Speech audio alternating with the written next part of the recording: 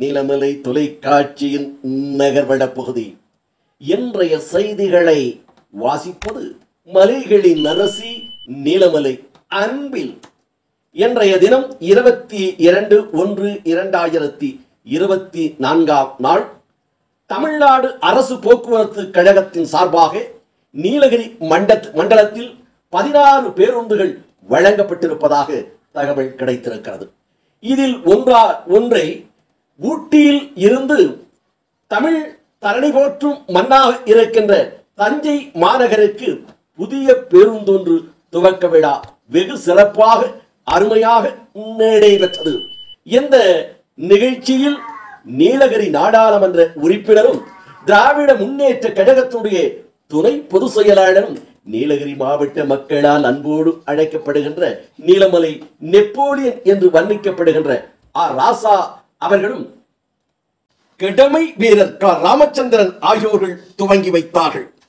இந்த நிகழ்ச்சியில் உதகை சட்டமன்ற உறுப்பினர் கணேசன் அவர்கள், நீலகிரி மாவட்ட ஆட்சியர் உயர் திரு அருணா அவர்கள், போக்குவரத்து ஆய்வாளர் மண்டல பொது மேலாளர் நடராஜன் அவர்கள், கமர்சியல் மேலாளர் முத்துகிருஷ்ணன் அவர்கள், உதகை ஒன்றிய கிளை மேலாளர்கள் தங்கராஜ், உதகை 2 கிளை மேலாளர்கள் ராஜ்குமார், பூர்ணசந்திரன், FC ராஜ்குமார், அவை தலைவர் போஜன் அவர்கள், ஊராட்சி ஒன்றிய தலைவர் மாயன் அவர்கள், உதகை நகரமன்றத்தினுடைய தலைவர் வாணீஸ்வரி, குன்னூர் நகரமன்றத்தினுடைய துணைத் தலைவரும் விளையாட்டு மேம்பாட்டினுடைய மாநில துணைத் தலைவரும் நீலகிரி மாவட்ட இளைஞர்கள் வர்ணிக்கப்படுகின்ற ஒப்பற்ற தலைவராக விளங்கிக் கொண்டிருக்கின்ற திரு பாமு வாசிம் ராஜா அவர்களும், செயற்குழு உறுப்பினர்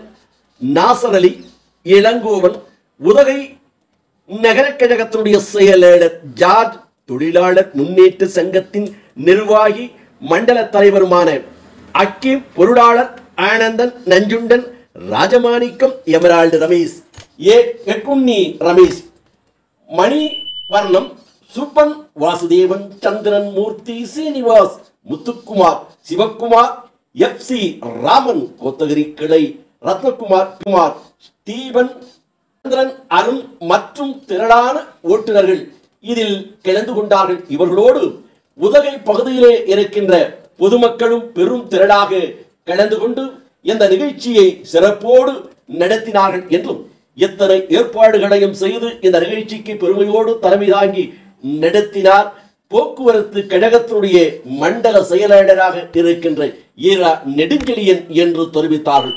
இந்த பேருந்து ஊட்டியில் இருந்து தஞ்சாவூர் செல்வதை பயணிகளும் பொதுமக்களும் விவசாய பெருமக்களும் மகிழ்ச்சி அடைந்தார்கள் என்றும், இது உதகையில் இருந்து தஞ்சாவூர் செல்வதற்கு அருமையான ஒரு ஏற்பாடு. இதனை செய்த போக்குவரத்து துறை அமைச்சர் சங்கர் அவர்களுக்கும், இதற்கான வழிவகையை செய்த தமிழகத்துடைய முதல்வர் தளபதியார் அவர்களுக்கும் நன்றியினை தெரிவித்துக் கொள்கிறோம் என்று பயணிகளும் பொதுமக்களும் தெரிவித்ததாக நமது நகர்வள பகுதிக்கு நமது சிறப்பு செய்தியாளர் ஆசா அமீத் அவர்கள் உதகையிலே இருந்து இதனை தெரிவித்திருக்கிறார்.